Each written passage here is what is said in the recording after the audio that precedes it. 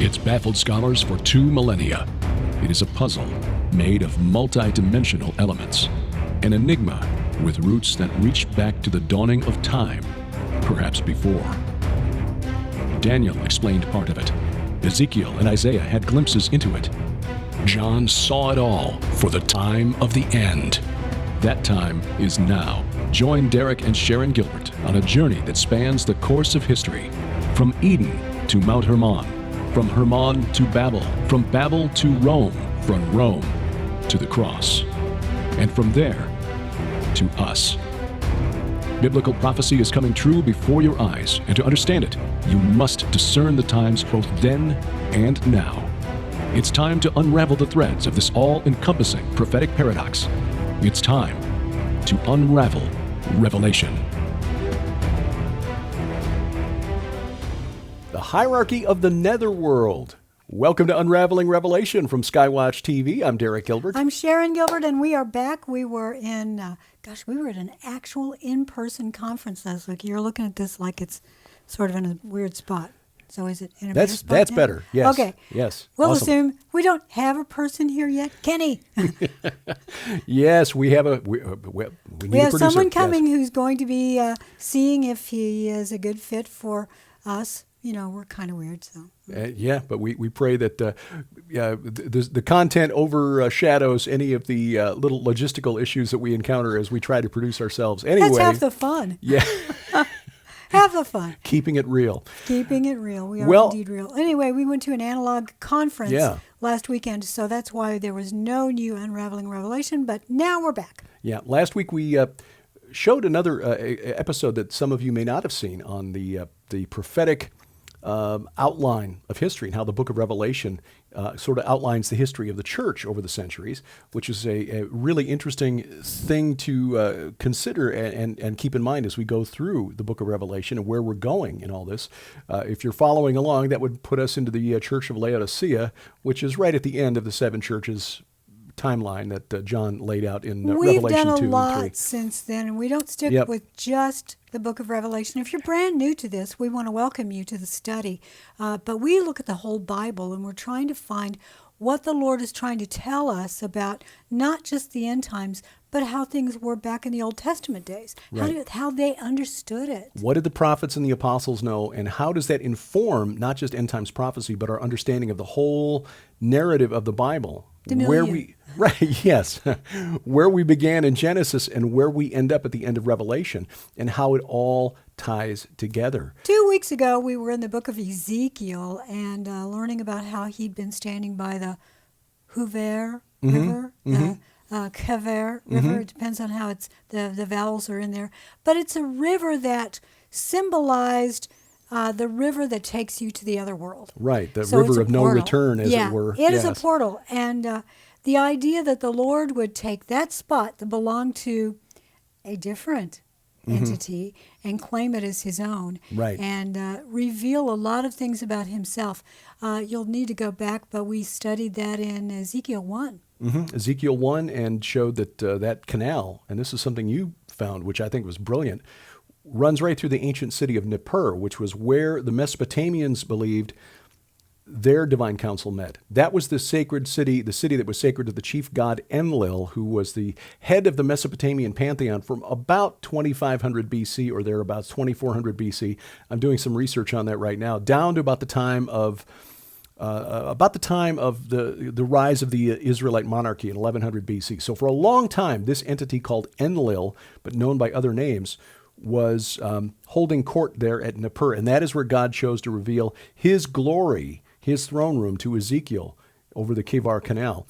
And when we left last time in Ezekiel 8, he was taken from there and given a vision of the temple in Jerusalem, sort of a comparing how the temple in Jerusalem, and I don't think we really put it this way 2 weeks ago, but I think this is an apt description. God showing him the contrast, but also the comparisons between what was being done in the temple in Jerusalem, turning it into a house of pagan worship, and what the Chaldeans and the Assyrians and the Akkadians had been doing at the city of Nippur for more than, by the time of Ezekiel, for 2,000 years. Oh, yes. And I think that the fallen realm were trying to turn God's temple, his holy mount, return it to the pagan days Right. before David bought it from Araunah. That's absolutely correct.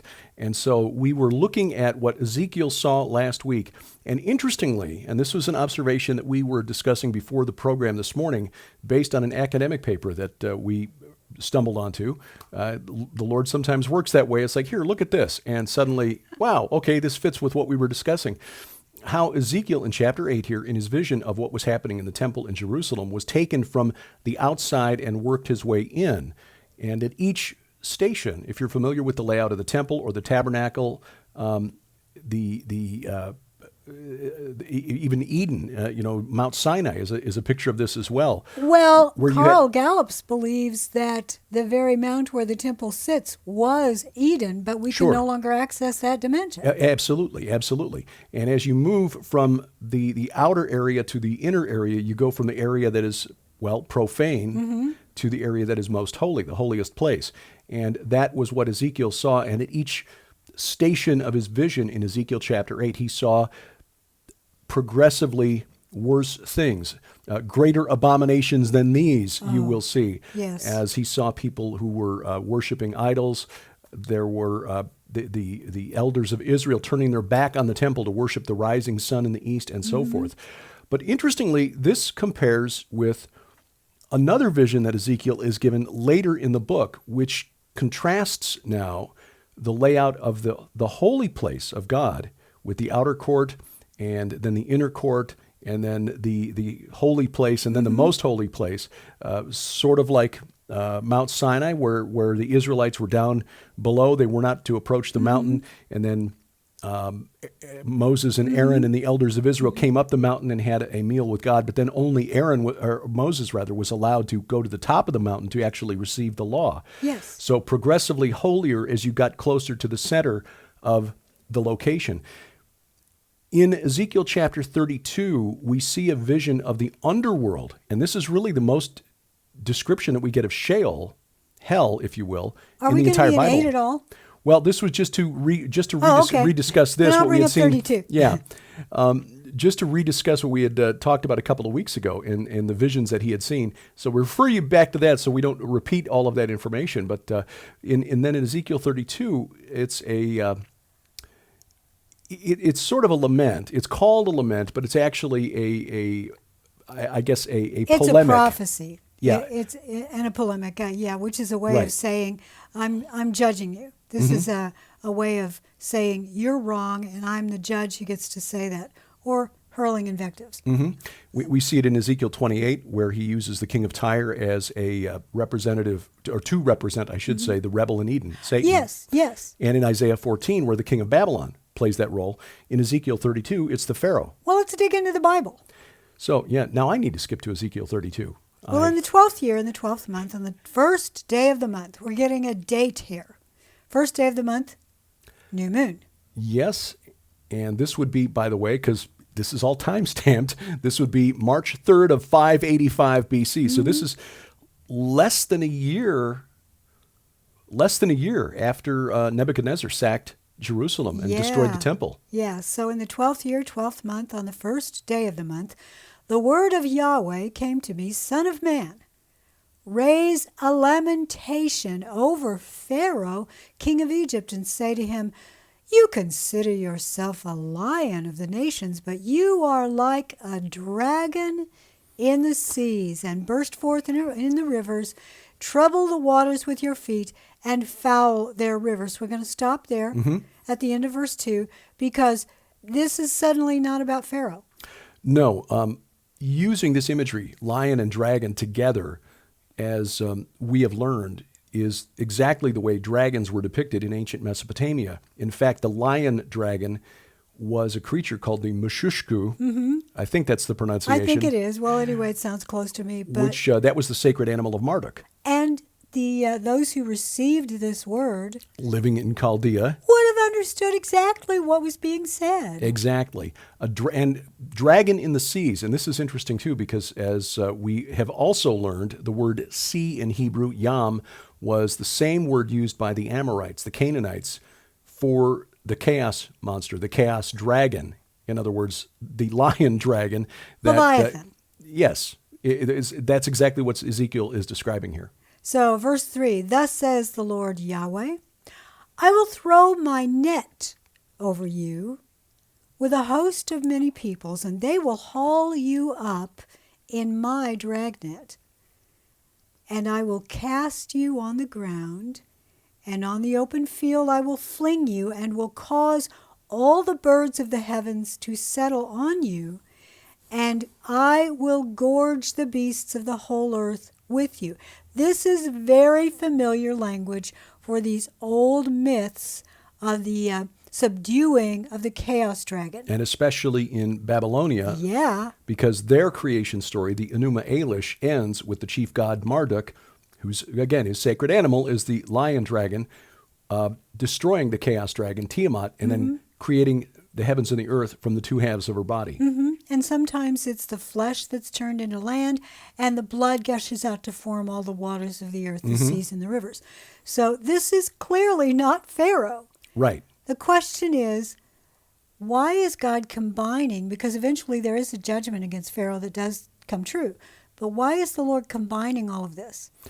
That, I think, is a message to the spirits behind these rulers who are being used as symbols in these polemics. I so agree. Verse 5? No. Verse 4. And I will cast you on the ground, on the open field I will fling you. Sorry, I did read that. Verse 5. The other thing I want to mention, too, is that in Ezekiel 39, we see a gruesome feast after Yes. the end of the war of Gog and Magog, which is the same feast described in Revelation 19 that follows Armageddon. And I bet many of you were making that connection. Sounded familiar, didn't it? Verse 5, I will strow you, fling you, spread your flesh upon the mountains, and fill the valleys with your carcass. Now, mountains are often just physical mountains, but sometimes it's a word for a spirit entity. In this case, probably physical mountains. Yes. We talked about that before, the stones of fire in Ezekiel 28. I will drench the land, even to the mountains. That's pretty high. With your flowing blood. Again, this sounds very much like the stories of Marduk and Tiamat. I will drench the land, even to the mountains, with your flowing blood, and the ravines will be full of you. When I blot you out, I will cover the heavens and make their stars dark. I will cover the sun with a cloud, and the moon shall not give its light. Now, what does that sound like? Well, it sounds like the book of Joel. Sounds like a number of predictions of the end of days, Right. where there appears to be a solar eclipse and a lunar eclipse. The day of the Lord, right. Yes, exactly. All that the moon turned to blood. All the bright lights of heaven, this is verse 8, will I make dark over you, and put darkness over your land, declares the Lord Yahweh. Of course, darkness was one of the major plagues in Egypt. Right. And again, we got apocalyptic language here, which echoes other apocalyptic prophecies, such as the books of Amos and Joel especially, that talk about the moon being turned red as blood, the sun being darkened, and so forth. I'd like to skip down to verse 18 Yeah, I here, was gonna because say, I think we get into some really yeah. interesting stuff here. Read the entire chapter yourself at home, because Ezekiel, it's amazing. Yeah, but beginning at about verse 18, we get into some really interesting stuff, and this gets into the hierarchy of the Start with netherworld. 17, though, because it timestamps it again. Yes, okay. Well, I'll tell you what, why don't we take a break and we'll come back and we'll discuss. Have we already these- gone through that first We half? have. And when we get to the second part of this, in Ezekiel chapter 32, we'll talk about who Ezekiel is shown in the underworld and why it's important to end times prophecy. And I don't think we're going to get it all done this week once again. Unraveling Revelation continues after this. We are living in the most prophetic timeline of our lifetime, and we want you to be prepared for the days ahead. Skywatch TV is proud to announce the largest giveaway of the year, the Messenger Grand Giveaway. When you order Dr. Thomas Horn's new book, The Messenger, from the Skywatch TV store, you'll also receive the brand new 2-disc DVD collection, The Final Countdown, featuring Dr. Thomas Horn. Sit down one-on-one with Dr. Horn as he details the vision God gave him about the coming messenger, the Apophis asteroid headed toward Earth as we speak, and the Revelation 8 destruction that is starting its final countdown at this very moment. You'll also receive multi-time best-selling author Terry James' brand new book, Lawless. Learn what's behind today's geopolitical, cultural, and societal upheaval tearing at the heart of America, and how the church can and should respond while there's time. But we're just getting started. You'll also receive the new Best of Defender Publishing ebook collection on data disc. Now, for the first time ever, this must-have assortment features 100 of the most information-packed best-selling books in Defender history. These full-length works are in popular ebook formats so that you can read them on Kindle, EPUB, PDF, and other handheld electronic devices. Valued at over $1,000 all by itself. The Messenger Grand Giveaway, available now at skywatchtvstore.com. Order now or call 1-844-750-4985. Welcome back to Unraveling Revelation from Skywatch TV. I'm Derek Gilbert. I am Sharon Gilbert. I am Sharon Gilbert, and we're so glad you're back. I can't even say my name. We want to remind you we're going to go to Israel and Jordan in October of 2021. So if you want to join us or you just want to find out more about it, go to skywatchinisrael.com, skywatchinisrael.com, and you will find out more. And we want to remind you, too, that my book 7 of the Red Wing Saga is available only on Amazon. I've received a number of emails asking about it, and I thank you for that. Yes, it's only on Amazon. The warehouse space is just about done over at Defender Publishing, so we're not going to put pallet after pallet of those over there. So Amazon is the easy place. But if you don't have books 1 through 6, go to skywatchtvstore.com and type in Gilbert, and you'll see all of the offers there. We return to Ezekiel 32 and the fascinating vision that he was seeing, that he was shown, I should say. Verse 17 of that chapter begins in the 12th year, in the 12th month, on the 15th day of the month. So this is 2 weeks later, March 17th. Full moon. Yes. Full moon. Gone from a new moon to a full moon suddenly. Yes. Let me go back and double check that date again. Again, it's 2 weeks later, March 3rd. So yes, this will be March 17th of 585 BC when Ezekiel is shown this. And you're right. The moon would be full at that point. Well, so it's 12th month. You're right. Yeah, 2 weeks later. The word of Yahweh came to me, Son of Man, which in this context is not referring to one like the Son of Man, the Messiah. This is basically saying human. Yeah, human one. Human one, wail over the multitude of Egypt and send them down, her and the daughters of majestic nations, to the world below, to those who have gone down to the pit. Now, the interesting thing is the word majestic there is adirim, which in the Ugaritic language is a term that is referred to, it means noble ones, which is a divine class, supernatural entities in the netherworld. I was going to ask you about that. That's probably in the Dictionary of Deities and Demons of the Bible. It is, exactly, yes, under the phrase noble ones, the Adarim in the world below. So we're getting a hint here that Ezekiel's talking about not just the human dead. No, very briefly, our idea of hell is very simplistic. It was much more complicated and very populated and had all sorts of levels. Mm-hmm. Yeah. And is. And yes, and according to the Bible, there are rivers there and bars that keep the dead in. Mm-hmm. So that was the understanding of the prophets. Not bars where you can go and have a drink. It's like, barriers. And there are gates in those barriers. Mm-hmm. Verse gates. 19. Imagine that. Yeah. Someone must have the keys to gates those. of hell, yes, with keys that exist, right. Jesus holds those. Mm-hmm. Whom do you surpass in beauty? Go down and be laid to rest with the uncircumcised. This is a term that applies to pagans. Yes. They shall fall amid those who are slain by the sword. Egypt is delivered to the sword. Drag her away and all her multitudes. The mighty chiefs shall speak of them with their helpers out of the midst of Sheol. Mighty chiefs with helpers. Yes, this is a term that in Hebrew is Ele Giborim. Mm-hmm. And there are a couple of ways of interpreting this. Ayil is the root behind the word Eli, chiefs, which sometimes means rams, which is a an adjective or descriptive term, a euphemism for somebody who's a ruler of a clan or and a he's tribe. got horns. Yeah, yeah. Horn. And the Gibborim, the mighty ones, sometimes used to refer to just human warriors like David and his Gibborim, his mighty men. But But what I find interesting is the word helpers. yeah, the helpers there would seem to refer to Are these the human helpers or spirit helpers or both?